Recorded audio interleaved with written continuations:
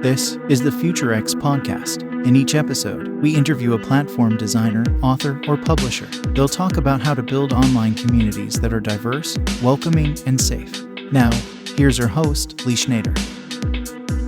Welcome, everyone, to the FutureX podcast. I'm Lee Schneider. In today's episode, you'll meet Ever Gonzalez, a self-described filthy capitalist with a hippie heart. Ever is the founder of OutlierHQ, a media and events company, and Ever hosts the popular Outlier On Air podcast and runs Founders Weekend and the Outlier Podcast Festival. I'm going to speak with him today about how to organize events and why you'd want to do one. Hey, Ever, welcome to the podcast. Lee, thank you for having me. It's been a while. I'm excited to be here. Yes, we've spoken so much on the phone, but I don't think we've ever done a podcast together. So I don't think so. It's funny, we talk about podcasts all the time, right? and that's been our world, and this is the first time we hop on one. So here we go. Well, we're breaking new ground here. That's right. So in the past 2 years, we got used to events being online. Maybe some didn't, but a lot of us did. But now more events are going live and in person, and we're trying to figure this new landscape out. What's going on here? And you wrote a blog that really caught my attention, a newsletter/blog, that really questioned whether bigger is better in events. You know, maybe events don't all have to be huge to be a success. And you proposed this idea of a micro event. So first, let's define that. What is a micro event? Yeah, it can be anything as small as 2 people, right? It can be very informal. It can be just a group, a gathering of like-minded individuals focused on one topic or one cause. And so that's my definition of micro events, right? I think I've been in the event space for 10 years now, and we've hosted small events, medium events, larger events.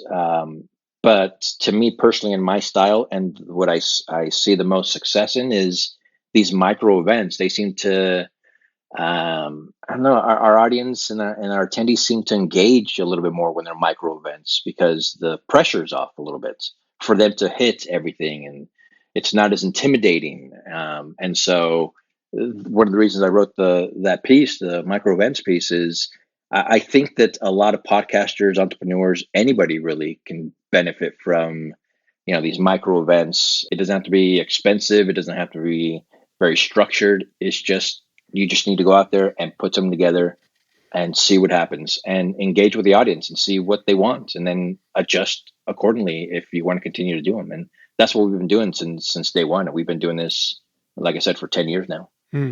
I like the idea of pressure's off. When I go to an event, you're having one that I'm going to show up at probably. And, I'm thinking, well, I got to buy a new shirt. Like, are my shoes any good?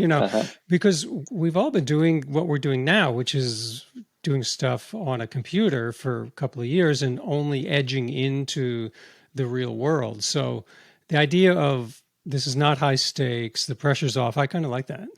Yeah, it's funny. I don't know what I am. I don't know if I'm an extrovert or an introvert. I think, like most people, maybe I'm a little bit of both, right? There are times when I feel great and I have all this energy and I want to go and engage with large groups and large crowds. And then there are other times when I'm a little bit gun shy or just not feeling well enough, or just for whatever reason, right? It's not the right shirt or the right shoes or whatever, that I don't feel like I want to engage as much. And it's funny, although I have all the confidence in the world when it comes to my events and the things that we're doing, I did notice the first event that we had post pandemic. So it was here in Austin, Texas, last May.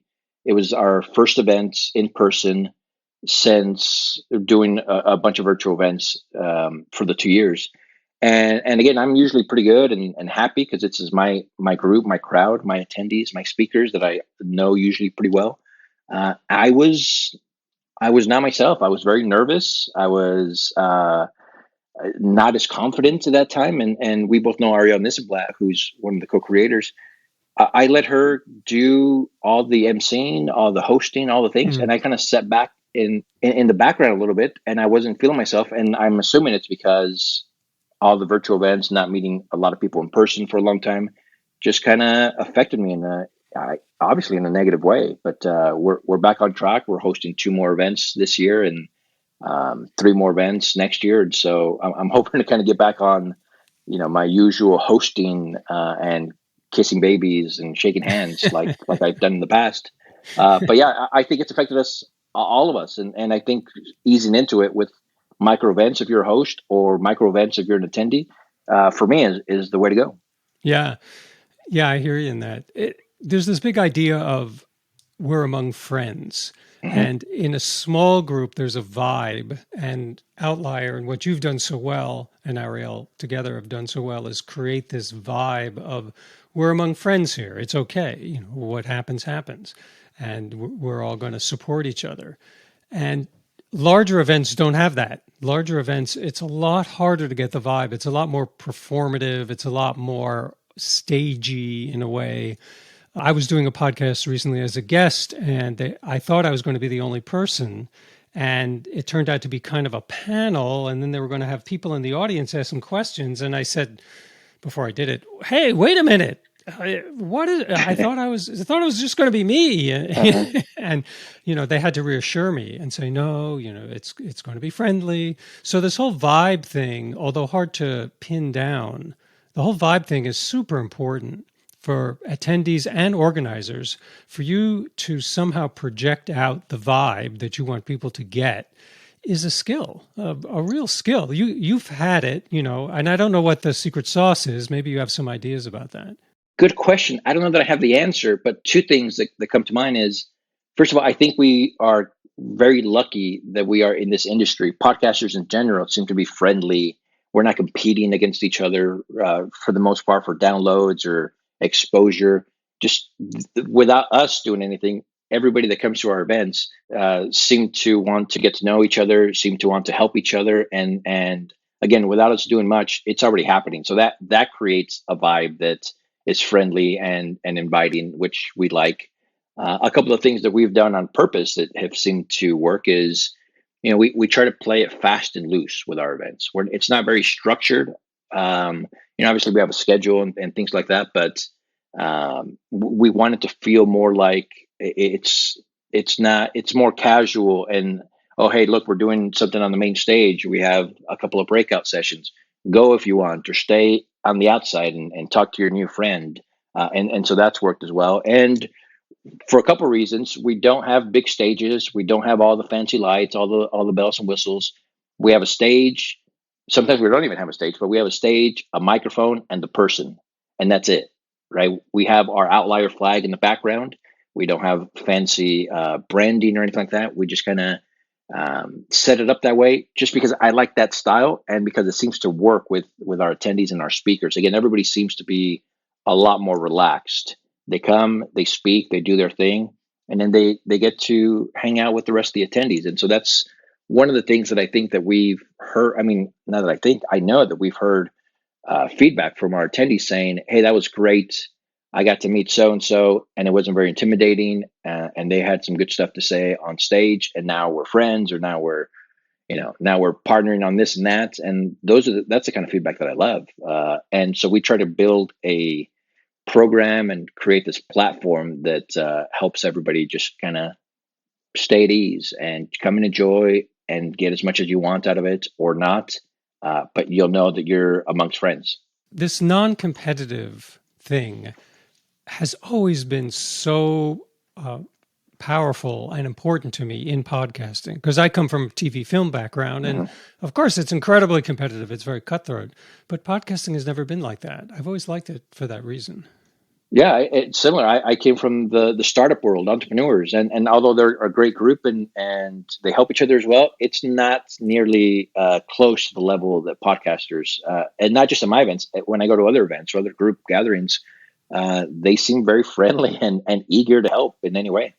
So let's talk about, as a participant, turning the spotlight a little bit. As a participant, you're going to a micro event. What are you going to get out of it? And I used to go to really big events for television sales and stuff like that. And it would be kind of gearing myself up. I'm going to meet 5 new people today. I've got a stack of 25 business cards. I'm going to get them all out today. You know, this is sort of like, let's go. It's go time. But I don't know, is it like that for a micro event? And as a participant, what's your mindset when you go into it, and what you should be trying to get out of it? I mean, it can be like that, sure. Yeah, I guess. But I think that for micro events, it's for the events that we host and the events that I like to go to when there are these micro events. It's the networking in a non-networky type of a setting, right? I'm not passing out my business cards. I'm not trying to be salesy. I'm not trying to do all those things. I think we can smell those people from a mile away now, right? I mean, we've all become savvy enough to be able to know, hey, this guy's just here to meet people and see what he can do to kind of advance. But at our events, we try to make it as um, I would say competitive free or not salesy, because we definitely want to sell at our events. We want our speakers to sell their products or their services or their podcast from our stage at the end every once in a while, and definitely in one-on-one conversations. But I think that's just being able to kind of show up and not only take stuff from the stage and from those around you, but also be able to give back, right? If I go to a micro event, I have some expertise in certain topics and certain things. It's going to be easier for me because the pressure is off to give back, whether I'm answering a question, an audience question or something like that, as opposed to a huge event where it's a lot scarier for a lot of people. I know it is for me. It's a lot more intimidating. I don't know if I come with a spirit of giving and receiving, it seems to work out in my favor. And that's what I see most in the attendees that show up, right? I can tell some of them are a little bit more intimidated, but they come, they see it's a smaller group, it's a different vibe. And so they open up a lot more. And, I've said this before, even at the feedback that we get, it's somebody saying, hey, I don't usually participate. I don't usually ask questions. I don't usually introduce myself, but it was such a relaxed environment, rich with good content and good networking, but it was such a relaxed environment that I was able to speak up and make connections. And I think you need to kind of put yourself out there a little bit more. And micro events seem to be the answer to a lot of those type of people.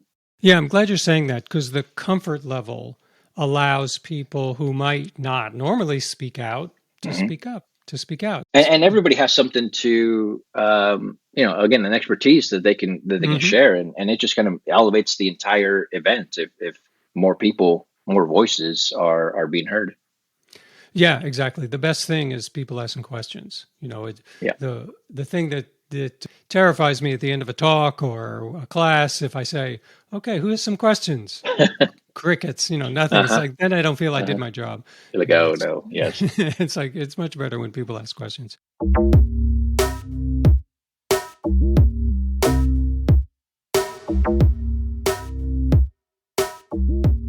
So let's switch the spotlight a little bit and think about what is involved in putting together a micro event. Now, you've done medium, large, small. You've done 10 years, as you said, various kinds of events. So highlight for us some of the differences between these micro events and podcast festival or something like that. The micro events obviously a lot easier to put together. Again, it can be as small as 10 people. We like our sweet spot for our podcast festivals is 200, right? But we just keep it simple. What are we doing? We're talking about podcasts, how to start, how to grow, how to monetize, how to be better storytellers. All that leads back to podcasting. And so we're not trying to talk to podcasters and entrepreneurs. We're not trying to talk to podcasters and some of these other different groups. Keeping it simple and on target is the number one thing I think that we need to focus on if we're going to be hosting these micro events, right? People know what they're going to get if they show up, what they're going to learn, hopefully, those type of things. And so not getting too complicated with all the new technology, not getting too complicated with all the bells and whistles can kind of save you a lot of time, a lot of energy, and a lot of resources as a host. And just kind of working with, know who your target audience is, right? Again, podcasters, newbies, those that have been in the industry for a while, and create programming to kind of help them. And when we talk about micro events, again, it can be anything from, hey, we're going to meet at a pub for 2 hours, or it can be, I'm going to rent out a venue and host an event. It's a lot of different things, but as a host, you just need to know what the goal is, what you want the outcome to be, and if it's something that you want to continue to do, right at the end of the event or post email, have a call to action. Hey, if you liked our event, sign up to our online group, or sign up for my coaching program or whatever it is that you want the outcome to be. You just have to be very focused on what it is and execute one thing and one thing well. Yeah, you brought up a couple of things there. So important. One is to decide, who is this for? You are kidding yourself if you say, well, it's for everyone. Everyone's going to love this. That usually doesn't work. Does not work, no. Better to really dial in who you want to talk to here. And I think another thing to think about, which is so important, and you do this well, is what's the after? What's the call to action? After the event's done, what's the follow-up? What do you want to get out of it? And I think that a lot of people don't think about that enough. The answer is you have an opportunity, since you've built this community, to extend this community, to sustain this community. There's dialogue that can happen after the event that's good. You know, people become friends, there are alliances made, people start businesses, whatever it might be. Have you found that to be the case? And also, how are you nurturing that kind of stuff? Yeah, for a long time, we weren't taking advantage of that, right? A lot of people come to our events, they paid the money, they spent the day with us or 2 days, whatever it was. And then at the end, I'm like, okay, great. Have a good time. We'll see you guys next time. And that was it. Right. And we were missing out on a lot more that we could have done. And so now our call to action is, hey, you've come to our events, you stayed here the entire time. Now what? Right. They're eager to learn more or to engage in other ways. And so we've done a couple different things, and sometimes it's a different focus, but we're trying to build our online community, right? We want these attendees to communicate with each other post events and throughout the year. And so we invite them to join us in Facebook groups or these different type of settings on Discord and places like that. And then we also talk about our next event. So we do 3 a year, usually January, May, and September. And so, you know, at the end of January, we're like, hey, we're going to be in Toronto, Canada in September. Sign up now or do this, or if you want to speak, you know, submit your application here and this. So we're capturing a lot more information from our attendees. We're engaging with them post events as well. And that has really elevated us in the last couple of years because we've done that. We in the beginning, we just wasted a perfect opportunity to have these people that already paid money or were already with us to take them to that next step. And, you know, we try not to be too salesy. We try not to be too pushy. We're just like, this is us. This is what we have to offer.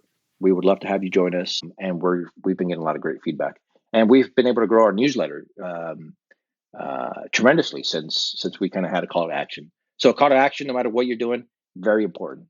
And what does it mean? A lot of people say, make it great content. Whatever you do, it's got to be great. But what does that really mean to you? How would you tell, if for someone, say, putting on a micro event for the very first time, and they're tasked with this idea of the content has to be great, well, what would that be? Yeah, it can mean a lot of different things for a lot of different groups and a lot of different people. Obviously, I'll take my events, for instance. It has to be great. It has to be something that my audience, who are indie podcasters, can either learn from, or, you know, it's going to be something that it's going to help them in their career, how to be better storytellers, or the kind of tech that they should be using for their podcast. So making it great is my attendees walking away having learned something, not just being entertained, you know, although that's important and we want that, but I want them to be able to walk away saying two things. Oh, hey, I made a great friend at the Outlier Podcast Festival, or I learned how to do this at the Outlier Podcast Festival. So teach something. You, as the host, you don't have to teach something. You can if you want to. Get your speakers, pick your speakers carefully and the topics carefully. And hopefully, because you know your audience well enough, it's going to align with what your audience wants. And then that's it. It can be a talk. It can be a panel discussion. It can be a video. I don't care what it is. But if you know your audience, or you think you know your audience, put them together that they're going to be able to walk away learning something. And guess what? Your first micro event or your first event in general, if it doesn't really connect with your audience, you learned a lesson. And ask your audience. Hopefully you capture their email addresses. Email them afterwards saying, hey, how did that work for you? What'd you like? What'd you dislike? And hopefully you get responses saying, I was hoping to learn more about this or this and this. So now adjust your programming to fit the audience and the feedback that you're getting. uh, for your next event. And we've tried a lot of different things at our events. Some of them work, some of them don't, and we adjust accordingly. One of the things that we stopped doing early on at our events, and we've hosted 200 plus events in the 10 years or so, is that I've learned that, especially my audience, they don't want to hear from coaches and they don't want to hear from motivational speakers. Not a knock on those people. They're needed and they're great in different settings. My audience, for whatever reason, does not connect with them, right? They want people in the trenches. They want to hear from somebody that's building a podcast or building a podcast company or learning how to be better storytellers. And they happen to have a story to tell or a lesson to teach. So we grab people from the trenches that come and speak. A lot of our attendees have become speakers in the following year because I like picking people that, again, are doing it day in and day out, as opposed to just kind of teaching it from afar. And so you just have to know your audience. Asking a lot of questions is the way to go. And what's the best way to promote? What has been most successful for you to get people in the room? We are horrible at social media, right? You would think that we should be better at social media. We are not. I don't like it as much. I don't engage with it as much. And obviously, you can tell by our social media handles. So, we do promote it online and do those things. But the things that have worked with us the most are three things that are the best for us. It's word of mouth. So those that attend talk about it to their friends, and they say they had a great time and they learned something and they made a great friend there. And so now that person, when they hear about us, they come back and they try to engage. The other thing is our speakers, right? We encourage them to share that they're going to come speak. So our next event is in May in LA. All of our speakers in LA, we're encouraging them to share that information with their audiences, right? We didn't build their audiences. They've already built their audiences because they're podcasters and creatives and they have followers. And so now, somebody that's going to come speak has, 500,000 followers on all the social medias. And so now they're posting our logo on their channels saying that they're going to come speak. And so that's another way to grow our audience is we encourage our speakers to share. We encourage our attendees to share that they're coming. We try to make it as easy for them as possible. But where we get our most sales is our newsletter, right? Our newsletter it's not huge compared to industry standards, but it's very engaged. And so every time we post or we send out an email saying we have a new event coming out and it's, tickets are available and early bird or whatever, we get a lot of sales from it. And so we're focusing on our newsletter a lot more. We're putting a little bit more time and resources into it because it's our number one driver for sales and information. We do that a whole lot better than we do social media. That's for sure. I've always known that newsletters are one of the most effective ways of communicating because they're not as a distractible kind of a media. Mm-hmm. Social media, there's lots of other things pulling at you, but usually when you're reading a newsletter, that's what you're doing. And you can get a little deeper content in there than, say, social media. Yeah, email's not dead. Email is not dead. Not for us, not for a lot of people that I know. And I'm not going to be dancing on TikTok trying to get people to come to my events, right? I don't need 13-year-olds coming to my events. The people that I want in my events, they're email focused and they're still opening up our emails. And again, we're adjusting to who our audience is. If I wanted 13-year-olds to come to my events, then yeah, maybe I would focus on dancing on TikTok and things like that. But luckily, that's not the case. And so just go wherever your audience is. Right. What should people do to keep their events safe, welcoming, and diverse? And what are you doing? We try to invite people that we know, right? We try to have speakers that I know at least at a basic level, and that seems to attract the right type of people that are open-minded and want to come to an event like this. But diverse for us, I obviously have specific political views, religious views, life views, like everybody does, right? And so I try to get out of my own echo chamber, right? I want to hear somebody that disagrees with me on a certain topic.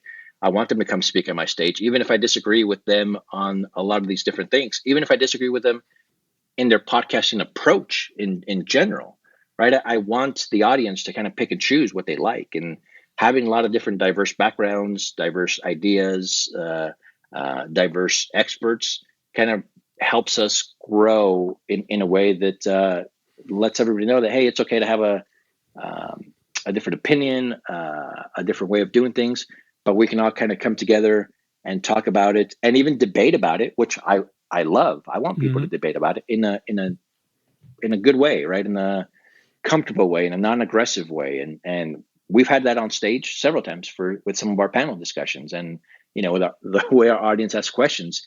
And I like that, and I think it's the way to go. So I try not to stay within my own echo chamber, because I think that's it's not the right way to go. And so we try to reach out to different ideas, different groups, and different people, and it's worked for us so far.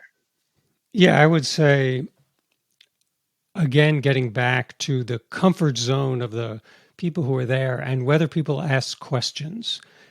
If there's radio silence, if there's crickets after you finish the talk, something's wrong. Yeah. But if there's some kind of discussion, something happening, and people feel free and comfortable and safe to ask questions, then something's right. Then it's working. Yeah, and I'm a contrarian by nature, right? I want somebody, if I'm giving a talk or a presentation myself, I like it when somebody stands up and says, hey, actually, have you thought about doing it this way or that way? Or I completely disagree. I think this and that. And if we can have a good discussion, I'm all for it. And so I want that with my events as well. And we've had those moments, and they can get a little tense sometimes, but overall, it's nobody's insulting anybody, nobody's fighting, nobody's doing these things. I would rather have that than complete silence. That's for sure. And I'm not trying to build controversy for the sake of controversy, or have these manufactured events where I know that they're going to come and fight about it. No, I just want different ideas, and it can be done. And it can be done properly and professionally, and I think that just kind of adds a little bit more to these micro events that we host. Everett, thanks so much for doing this today. It was really great. Appreciated it. Well, it's always good to hear from you. I enjoyed this conversation. I think micro events are the way to go with a lot of podcasters, entrepreneurs. Thanks for kind of picking up on the subject. I think a lot of people can take a lot out of this. So thank you so much. You got it. Yeah, it's certainly. Look, I read it in the newsletter, right? Email. That's right. And so it works. It works. Email's not dead. Thanks for joining us on the Future X podcast. Listen on Apple Podcasts, Spotify, Amazon, Google, or anywhere fine podcasts appear in your feed. Post a comment on Apple Podcasts, and we'll read it on the show. For more info about Future X, visit futurex.studio.